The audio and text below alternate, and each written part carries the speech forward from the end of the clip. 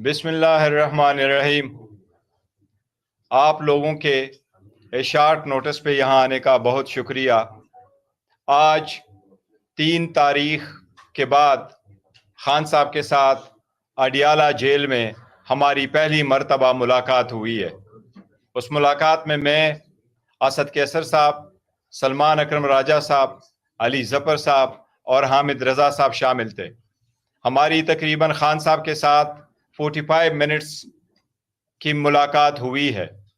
सबसे पहले तो कौम को ये बता दूं, अल्हम्दुलिल्लाह खान साहब हाई स्पिरिट में हैं और अल्हम्दुलिल्लाह सेहतमंद है। लेकिन आज ज़िंदगी में पहली मर्तबा खान साहब जब से जेल गए हैं, उन्होंने पहली मर्तबा अपने जेल और जेल में सेल की हालत पहली मर्तबा बताई है। उन्होंने जिसका जिक्र किया, हम शदीद अल्फाज में उसकी मजम्मत करते हैं। खान साहब ने फरमाया कि 5 दिन तक उसके सेल में बिजली नहीं थी। खान साहब को कोई गुज़श्ता 2 हफ्ते से कोई अखबार नहीं मिल रहा। खान साहब के पास कोई टीवी के फैसिलिटीज़ नहीं है। खान साहब ने 2 हफ्ते तक कोई एक्सरसाइज नहीं किया।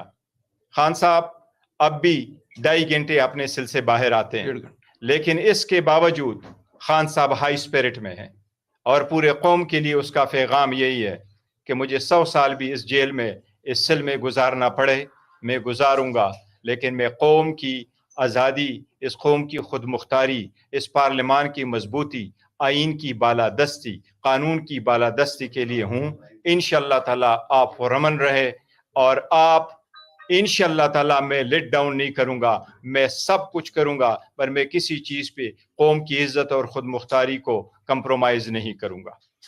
हम पुरजोर मजम्मत करते हैं जिस तरीके से खान साहब को रखा गया था। खान साहब ने अलबत्ता इस बात का इजहार किया है कि डॉक्टर ने उसका मुआयना किया था और डॉक्टर आया था, एक डॉक्टर आया था। इसके साथ ही हम मुतालबा करते हैं पुरजोर सबसे पहले कि खान साहब के हुकूक का ख्याल रखा जाए। हर हाल में खान साहब को वो फैसिलिटी दी जाए जिसका वो इंटाइटल है। उसका आइसोलेशन में रखना, उसको कंसोलिटरी कन्फाइन में रखना, उसको छोटे सेल में रखना, उनके आईनी, कानूनी और बुनियादी हकूक की सख्त खिलाफ वर्जी है। हम उसकी मजम्मत करते हैं, शदीद मजम्मत करते हैं। इसके साथ ही खान साहब ने जिक्र किया है, क्योंकि उनके पास गुज़श्ता 2 हफ्ते से ना टीवी की फैसिलिटीज़ है, ना अखबार का एक्सेस है, तो जो डेवलपमेंट हुई है कॉन्स्टिट्यूशनल पैकेज से रिलेटेड, कॉन्स्टिट्यूशनल अमेंडमेंट से रिलेटेड, ये उनके इल्म में नहीं थे।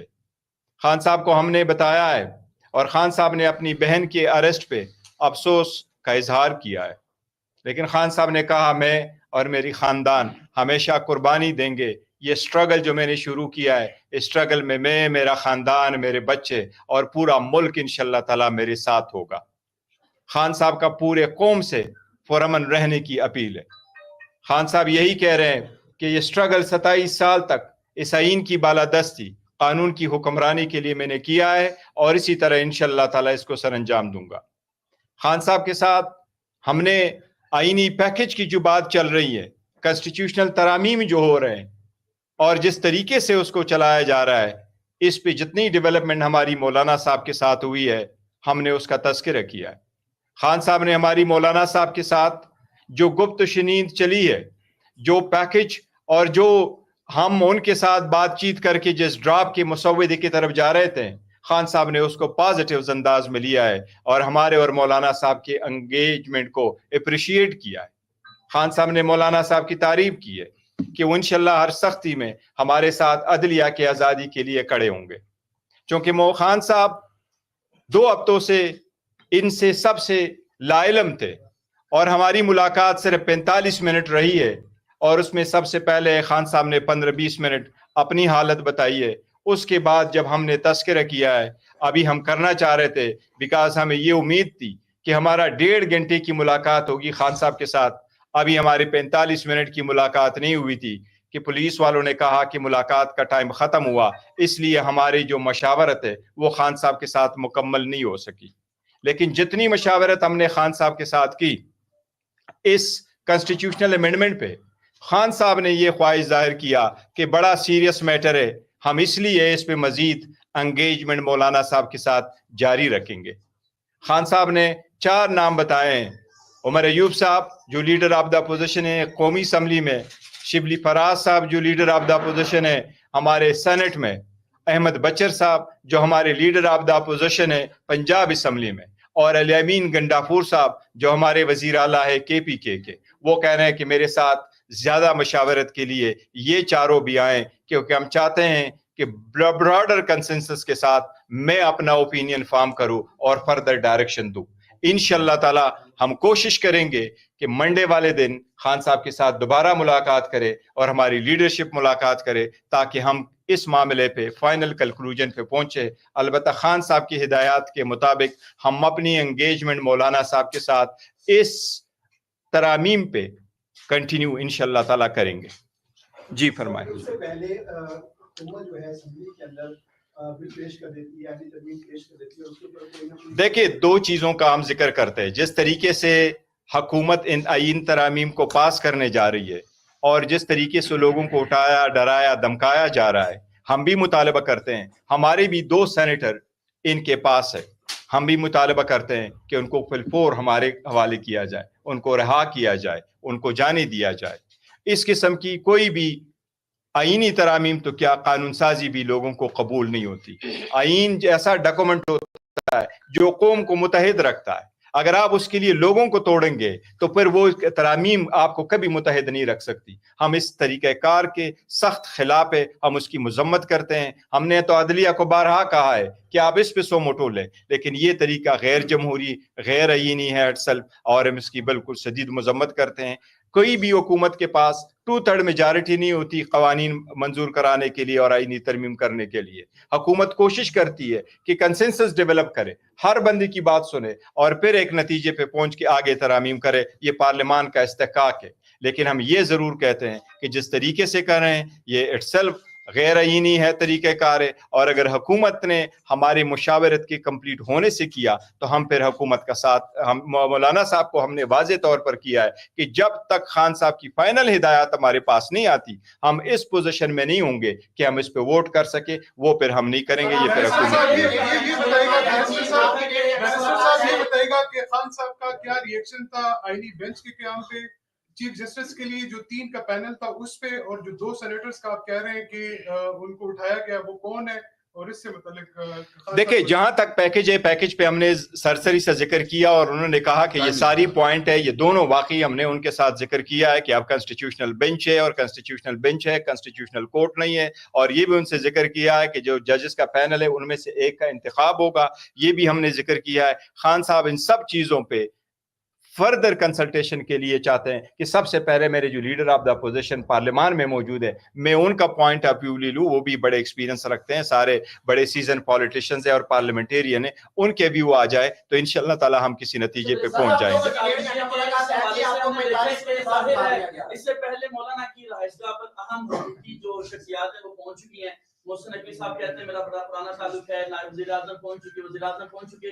اگر مولانا کسی بھی صورت حکومتی جو وہاں پہ لوگ موجود ہیں ان کو لچک دکھاتے ہیں تو جو مینڈیٹ ظاہر نظر آ رہا ہے کہ مولانا صاحب کے پاس ہے, پاکستان طریقے صاحب کا دیکھیں پاکستان تحریک صاحب اس وقت پاکستان کی سب سے بڑی پولیٹیکل پارٹی ہے. اس وقت ہمارے پاس پارلیمان میں سب سے زیادہ اپوزیشن میں اگر ہے وہ ہم ہیں. لیکن مولانا صاحب ہمارے ساتھ ہم نے یہ کمٹمنٹ کیا تھا کہ ہم دونوں مل کر کے جو لیجسلیشن آئیں گی ہمیں ایک جیسے سٹینس وہاں لیں گے اور پروسیڈ کریں گے. ہمارا اس وقت کسی چیز پہ اتفاق نہیں ہوا کیونکہ وہ جو ڈرافٹ موجود ہے اس پہ اب ہم چل ہی رہے تھے. اسی دوران ہم نے ملاقات کی. اگر اس سے پہلے حکومت اپنی مرضی سے کرواتی ہے پھر حکومت کی ثوابدید ہے اگر وہ کرنا چاہتی ہے. لیکن ایک چیز واضح ہم کرنا چاہتے ہیں, دیکھو جب بھی آپ نے ترمیم کرنا ہے آپ کے پاس نمبر پورے ہونے چاہیے, بجائے اس کے کہ آپ کہیں میں نمبر پورے کرتا ہوں اور اس کے لیے ڈے بائی ڈے آپ ایجنڈے کو چینج کریں. صاحب ڈی چوک والے احتجاج کے معاملے پر آپ نے آگاہ کیا ہوگا, علی امین گنڈاپور والا سارا ایپیسوڈ رہا, اس کے اوپر ان کا کیا موقف تھا؟ دیکھیں وہ سارا کچھ ہم نے خان صاحب کے پاس بعض چیزوں کا علم نہیں تھا لیکن ہم نے پورا تفصیل کے ساتھ کیا.